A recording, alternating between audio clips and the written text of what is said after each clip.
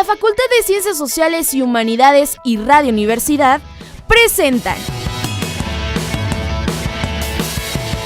Umbrales.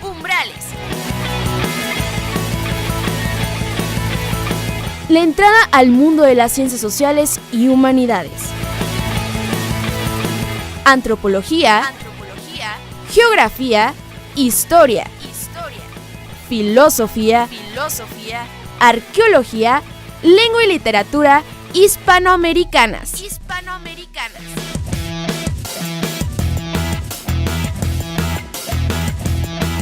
Te invitamos a que compartas con nosotros nuestro quehacer cotidiano.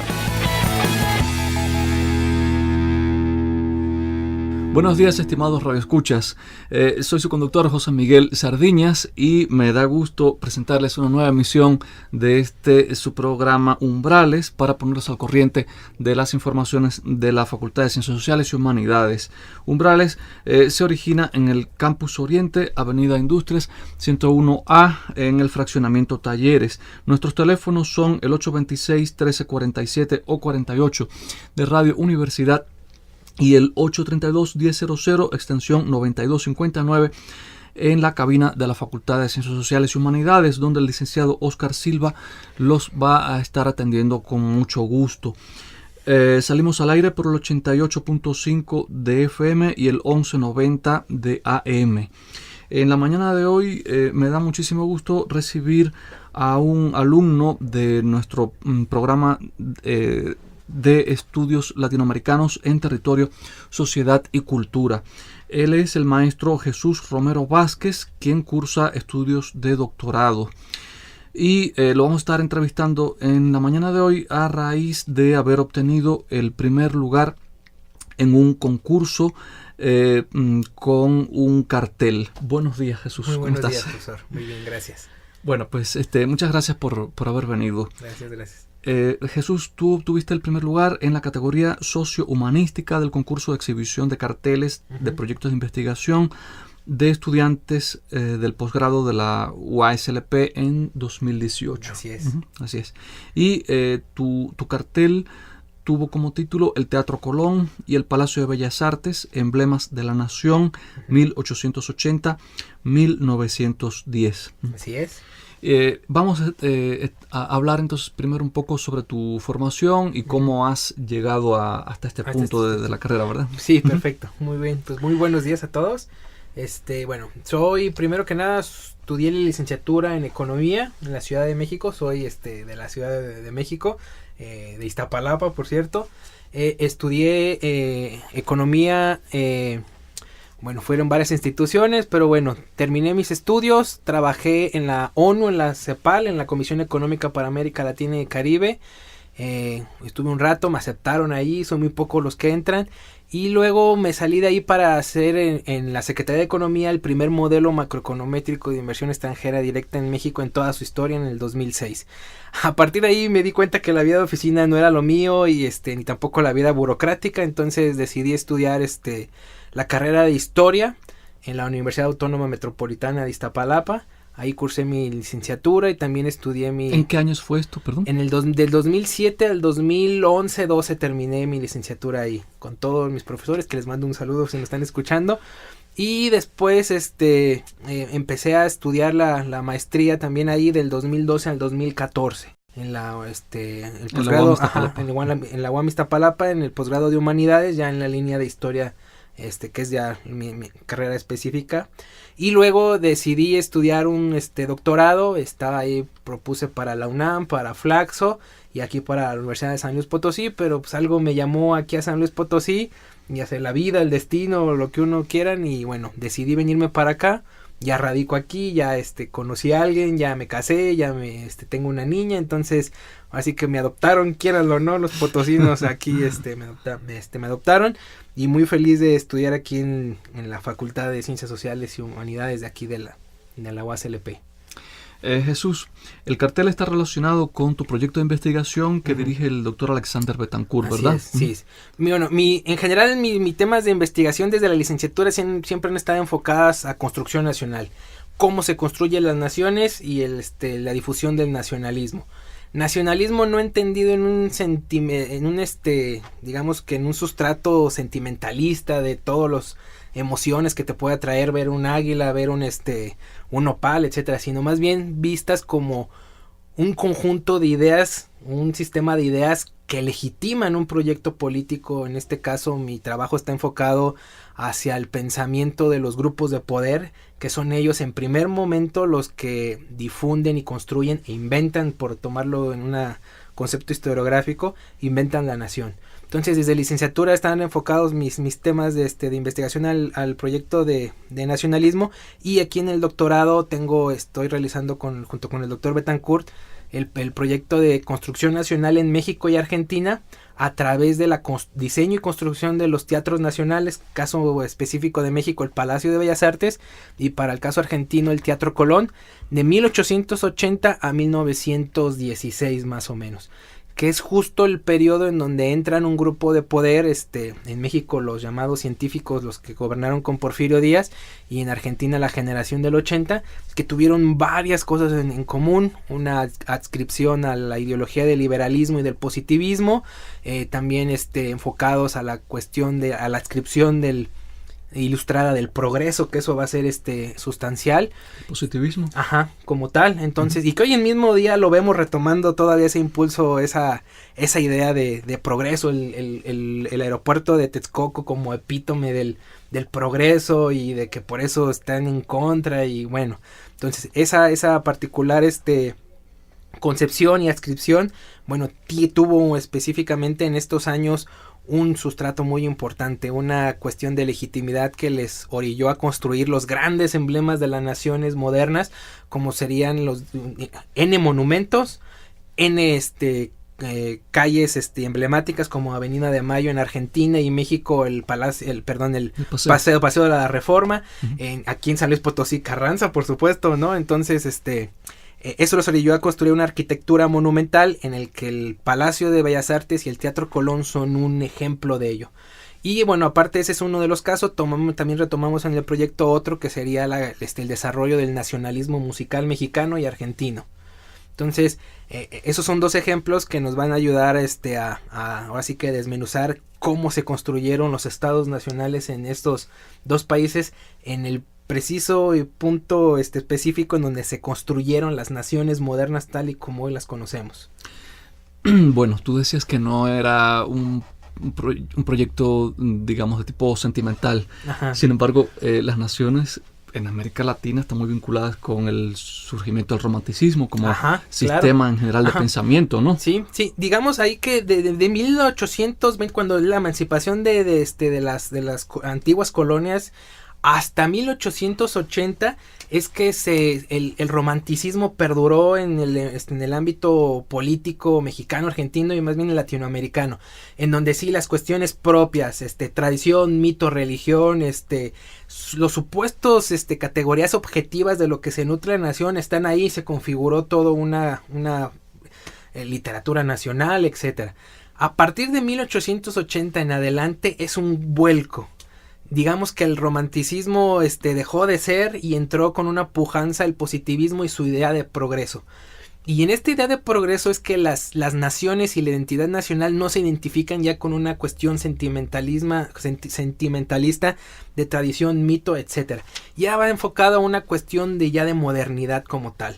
Nuestras naciones, las modernas como las conocemos hoy, están digamos que es una conjunción de ambos, de un elemento de una nación étnica, esta parte que estamos hablando de romántica, pero también una tradición cívica, digamos que ya lo moderno como tal, ahora sí, el hombre moderno, el civismo, y digamos que se empezó a configurar en esa parte. Cambian los símbolos, supongo, porque claro que no sí. importa tanto entonces el elemento étnico, y evidentemente la lengua no les funcionaba porque se estaban independizando de una metrópoli que hablaba español, que nos había dejado legado la lengua, ¿no? Y justamente con esta parte de la nación moderna empieza la homogeneización del Estado-nación. Es decir, usted lo ha dicho, ya no la lengua, bueno, la lengua, el español se difunde, se crean las instituciones educativas en esos precisos años, en el cual se va a homogeneizar todo. Y tiene razón, por ejemplo, ya no es esta parte de la ración sentimental, ni mucho menos. Y claro ejemplo es el Palacio de Bellas Artes y el Teatro Colón. Son emblemas de la nación como tal. Ahora que están haciendo los concursos de los nuevos logotipos de la Ciudad de México, si ustedes checan, son todos los emblemas de la nación de la Ciudad de México. El Ángel de la Independencia, el Palacio de Bellas Artes, el Monumento a la Revolución. Todos esos iconos están reflejados en esos logotipos. Justamente estos edificios convertidos y elevados a una categoría de emblemas de la nación, si usted se los fija, tienen muy pocas cantidades de cuestiones de un águila, un nopal, salvo de que el Palacio de Bellas Artes tenga unas cabezas águilas en su exterior y unas cuantas. Todo lo demás es diseño neoclásico, influencia europea, puramente construidos europeo. por arquitectos europeos y con materiales europeos. Entonces, digamos que supuestamente el nacionalismo que nos tendría que remitir a águila, nopal, para el caso argentino, un sol, lo que sea. O un Martín Fierro. Un Martín Fierro, no están ahí. No están ahí. Y no quiere decir eso que no dejen de ser emblemas de la nación. Entonces, parte de la pregunta esencial de nuestro proyecto de investigación, cómo se construyeron y a partir de qué elementos la nación moderna, es decir, el arte que también configura o que difunde el imaginario nacional, qué elementos de carácter nacional tendría que tener un objeto artístico para ser elevado a categoría de emblema nacional.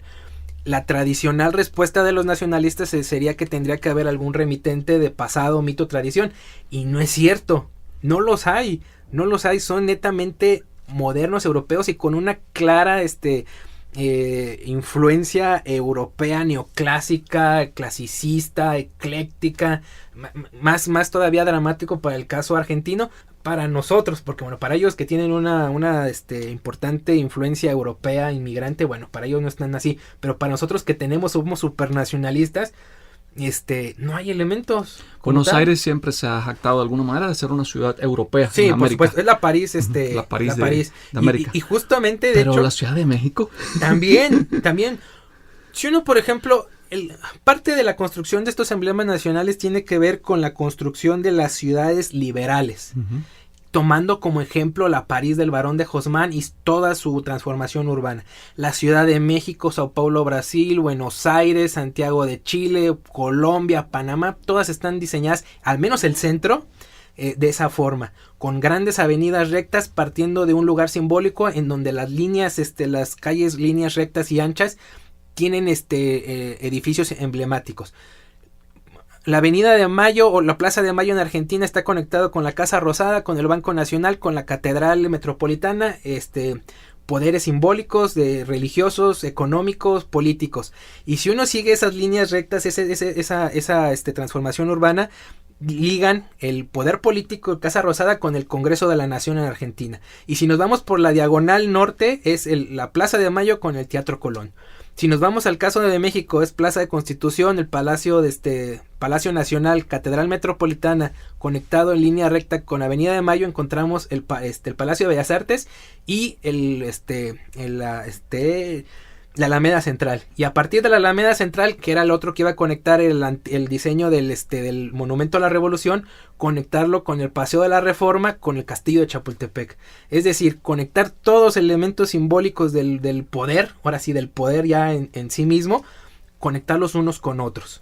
Es decir, que entonces la ciudad porfiriana y la ciudad de la generación de 1880 Ajá. son de alguna manera una proyección urbanística claro. de esa nación que quieren claro. construir o reconstruir Ajá. a partir de lo que ya tenía. Digamos que es una transformación urbana para construir la ciudad liberal. Ellos lo que querían era ser liberal y digamos que el liberalismo les tenía un mito unificador en cuanto a digamos que ya los resultados concretos materiales, una transformación embellecida y modernizada, una Ciudad de México embellecida y modernizada y con edificios opulentos que demostrara esos progresos materiales y también esos progresos civilizatorios, porque no únicamente es eso, es ponernos a la par de las grandes naciones modernas. Lo que querían los porfirianos, más allá de ser franceses, que es un adjetivo peyorativo, es construir naciones modernas.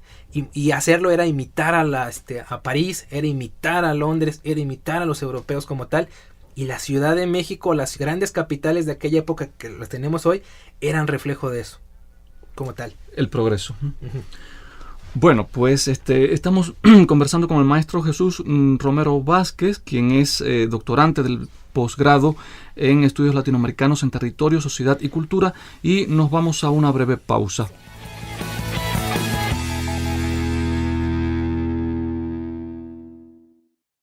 Un filósofo es antes que nada un participante activo en su sociedad, preocupado por las problemáticas actuales, alguien que se apoya en otras disciplinas para intentar una aproximación global a temas como las desigualdades sociales, los derechos humanos, la violencia, el machismo, el respeto por los animales y la tierra, la objetividad de la ciencia y el arte, el sentido de la vida, entre muchos otros. Una buena formación en filosofía desarrollará tu espíritu crítico, al mismo tiempo que desarrollarás habilidades de razonamiento y argumentación indispensables para resolver problemas concretos de la realidad actual. En la Facultad de Ciencias Sociales y Humanidades de la Universidad Autónoma de San Luis Potosí. Solicita información en nuestra página web o al teléfono 832-1000. En la licenciatura de Lengua y Literatura tienes muchas opciones de desarrollo. La lingüística y la literatura es la riqueza de nuestra lengua y todas sus manifestaciones. Permite formarte como profesor o como investigador. Si eres una persona creativa, analítica y te gusta la lectura, esta licenciatura es para ti.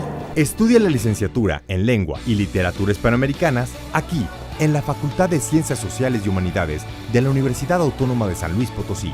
Solicita información en nuestra página web o al teléfono 832-1000.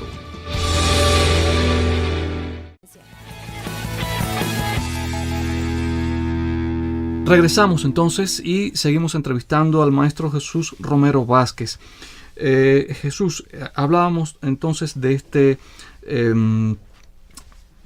premio que has obtenido en el concurso de carteles de proyectos de investigación. Tu cartel se titula El Teatro Colón y el Palacio de Bellas Artes, Emblemas de la Nación, 1880-1910. ¿En qué consiste concretamente el premio? Bueno, el premio es honorífico, digamos que se siente uno bonito ser reconocido, pero en cuestiones materiales, el premio consistió en un monto monetario, dependiendo de los lugares que vayan siendo. Para el segundo lugar creo que fueron 10,000 pesos y para el primer lugar fueron 20,000 pesos. Está muy bien, ¿no? Sí, bastante bien, más para un estudiante, entonces digamos que sí ayudó bastante para ciertas cuestiones que teníamos pendientes con respecto para finiquitar los estudios. Con eso me va a ayudar a hacer otro viaje a Buenos Aires, que tengo algunos documentos pendientes que tengo que revisar, entonces... Es que eso no lo habías contado. Uh-huh. Tu investigación te llevó evidentemente a Buenos Aires, a tomar fotos para poder armar este cartel. Sí, por supuesto. Aquí, evidentemente, si nosotros somos un posgrado en estudios latinoamericanos, tenemos que ir in situ para observar, ver, y eso es muy importante. Yo no hubiera tenido la percepción de lo que es la ciudad de Buenos Aires, lo que significa la ciudad de Buenos Aires para el porteño. O sea, se sienten orgullosos, uno pasa por su Avenida de Mayo y los comercios de lujo, los edificios grandísimos, o sea... Digamos que la ciudad capital y la nación moderna sí se basa, es una cuestión edificante. La nación se edifica y los edificios también construyen a la nación, son reflejo, entonces... Y otorgan identidad, ¿no? Claro, por supuesto, ¿no? Orgullo. Entonces, y se siente uno bien, uno ve, por ejemplo, ir al puerto, Puerto Madero, al Teatro Colón, ver la belleza, o sea, es magnificencia, son... Uno de los objetivos de estos grupos de poder hicieron era que tenían que ser visibles al transeúnte. Y uno se tiene que dar de cuenta de transportarse a esas épocas, qué significaba ver esas construcciones monumentales que estaban en esa época. Y precisamente es la identidad, el sentirse contento, es el sentimiento de holgura, de desarrollo económico. Entonces, ir ahí es bastante importante. Yo tuve la oportunidad y le agradezco mucho aquí a la facultad y al CONACYT de que me hayan mandado. Fui un poco de tiempo, 6 meses, quería probar, no me quería aventar el año completo, que es el que tenemos permitido. Pero entonces me fui muy contento, dejé algunas cuestiones, fotografié todo, pero ya revisando los documentos me hicieron falta algunos otros. Es decir, que también hiciste investigación, digamos, de tipo documental, archivo o algo así. Sí, por supuesto. Uh-huh. Es muy diferente y allá sí, digamos que México sí tiene al menos en cuestiones de políticas de resguardo algo 2 pasos adelante en cuestiones de Latinoamérica. Entonces, mi trabajo como soy historiador es totalmente archivístico, tuve que ir al Archivo General de la Nación y viene cantidad de lugares ahí, porque como no tienen un resguardo específico, hay que ir así que pescar. Está dispersa la información. Y ahí una otra cosa no lo voy a contar porque es harakiri, pero hay un poco de tráfico de documentos entre uno y, a ver, tú no tienes esto, y aquí yo lo conseguí, te lo paso, tú como institución, pásame a mí. Justamente mi proyecto de investigación y el cartel tiene documentos inéditos que nunca habían sido utilizados para el Teatro Colón. Hay mucha literatura escrita sobre el Teatro Colón y el Palacio de Bellas Artes, pero digamos que en el caso específico de Argentina los investigadores no habían utilizado una beta documental que yo sí estoy utilizando, que serían las actas, ahora sí que de las autoridades municipales, y también de las gacetas de las revistas musicales, que son una fuente de información bastante rica, donde me muestran los intereses, las necesidades de los empresarios y del Estado, porque el Estado fuera estos teatros culturales fueran parte del aparato institucional y de poder de estos estados. Entonces, claro, es que si son teatros, presuponen todo un trabajo de cultura, sí, de música, sí. De obras que se de censura, También. Y en esta cuestión, más en este específico, porque los teatros por dentro y por fuera son una representación de los valores de clase de quienes los propusieron. Entonces, si uno va al Palacio de Bellas Artes o al Teatro Colón, ve el estilo, la opulencia, la magnificencia, eran reflejo de lo que estaban haciendo en sus casas los mismos políticos. Entonces, esa es parte de la ventaja de ir en situ, y bueno, con este premio que sí es bastante ayuda, pues vamos a ir y regreso, y una pequeña estancia de ahí unos cuantos días. Qué bien. Y digamos, este premio ya veo que te está planteando no solo la satisfacción de lo que has obtenido, sí, sino también te está permitiendo pensar mejor tu futuro. ¿Qué planes tienes una vez que ya lo has obtenido, además de volver a Buenos Aires? Bueno, esta parte, esta es como le dices, es una parte de la investigación de la tesis de doctorado. Es como una tercera parte, una mitad. A partir, de hecho, de la literatura revisada para los casos específicos de Europa, hay un solo autor que refleja la construcción y la importancia de los teatros nacionales en las grandes capitales, Viena, París, Londres y Berlín. Sobre cuál es la importancia, por qué esta insistencia de construir teatros nacionales en aquella época. La ópera fue el evento cultural y sociocultural más importante de aquella época, para las clases medias y altas, hay que dejarlo claro, también ahí tiene sus límites y todo. Entonces, ir a ver ópera era así como que, o sea, si tú querías ser de la alta sociedad o ver o ser visto, para el caso de los estudios históricos, bueno, la ópera y el teatro era un elemento fundamental. Entonces, la insistencia de construir teatros opulentos, monumentales y modernos y con confort fue una insistencia en todos los países de Europa. Casi todas las grandes capitales tienen su teatro construido más o menos en esa época o remodelados en esa época. Entonces, hay un elemento sustancial de la importancia en la evolución cultural de estas naciones. Para el caso de América Latina, me di cuenta junto con el profesor Dr. Alexander Betancourt que no hay caso no hay un estudio para el caso latinoamericano, aun cuando todos los teatros nacionales en Latinoamérica se construyeron en los mismos años, bajo los mismos todos arquitectos europeos, italianos o franceses, con materiales europeos y diseñados también al estilo neoclásico, que es totalmente europeo, construidos a partir de una transformación urbana de los grandes capitales. Entonces, digamos que hay como que una fuente y una referencia de que un elemento, un objeto de estudio pudiéramos englobar el proceso de construcción nacional en toda América Latina. Se están definiendo no solo las élites políticas, sino también las élites culturales. Exactamente. Digamos que en esta época no había una diferencia tan clara como ser político y ser intelectual. Generalmente y muchas veces, en muchos casos, eran intelectuales y políticos. Sí. Y también élite económica, porque también eran recursos. Digamos que para el caso mexicano un prototipo sería José Vasconcelos. Vasconcelos intelectual, pero un gran funcionario político. A lo mejor no económico, pero sí esta ligadura entre intelectual y político. Ahora ya no lo tenemos así. En Argentina Leopoldo Lugones, supongo. Ajá, claro que sí. Y bueno, que también es el iniciador y también tiene ahí sus aportes a la construcción del Teatro Colón, etcétera, etcétera. Entonces, no en esta cuestión en Latinoamérica no hay estudios así. Entonces, quiero y propongo, me gustaría para el postdoctorado enfocar a un estudio comparativo, tomando por otra vez objeto de estudio los teatros nacionales y ver cómo se hizo el proyecto de transformación urbana como parte del proyecto de construcción y consolidación del Estado Nacional Latinoamericano. Ese sería entonces Sí, digamos que eso es la proyección que lo que quisiéramos. Entonces, tenemos las fuentes, digamos que como son teatros y tuvieron una importancia monumental para todos estos países, digamos que fue la evidencia empírica de sus progresos y de todo su proyecto político. Entonces sí dejaron más digamos fuentes documentales que informan sobre el proceso, sobre los intereses, las ideas de visión y de nación que tenían con respecto a sus respectivas naciones y que eran reflejo de estos teatros nacionales.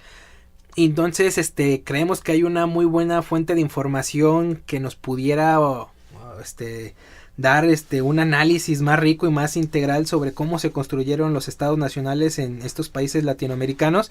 Y aparte pues porque también es una insistencia de aportar mayor parte de los temas y las teorías sobre el nación y nacionalismo en Latinoamérica, porque han dejado de lado estos espacios. Y sobre esto último que mencionas, una última pregunta porque el tiempo ya nos está presionando. ¿Qué tanto le debe tu tesis, tu proyecto a Benedict Anderson?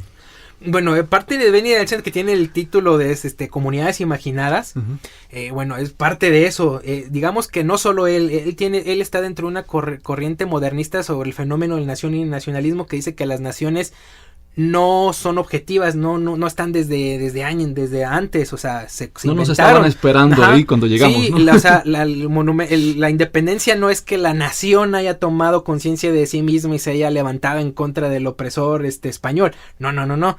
Las naciones se construyeron a partir de que es la consumación de independencia. Una vez roto los vínculos de unidad política y cultural con la antigua metrópoli, había que buscar cómo vamos a también a unificarnos social, política y culturalmente. A partir de ahí se nacen las naciones. Por supuesto que le debo enormemente a Benedict Anderson, entre otros. Ahí está, iba a decir Adam Smith, pero no. Eric Hobsbawm, por supuesto, Eric Gellner, y varios otros de la corriente, caso específico latinoamericanistas para evidenciar nuestra corriente que somos latinoamericanistas, pues sería Tomás Pérez Bejó, François Javier Guerra, Mónica Quijada. En México pues hay también varios especialistas en cuestiones de nacionalismo como Alan Knight, etcétera. Bueno, pues muchísimas gracias, maestro Jesús Romero Vázquez. Hasta luego. No, hasta luego, muchas gracias por la invitación. La Facultad de Ciencias Sociales y Humanidades y Radio Universidad presentaron Umbrales. Te agradecemos que nos hayas sintonizado y te invitamos a que nos acompañes la próxima semana a través de esta frecuencia.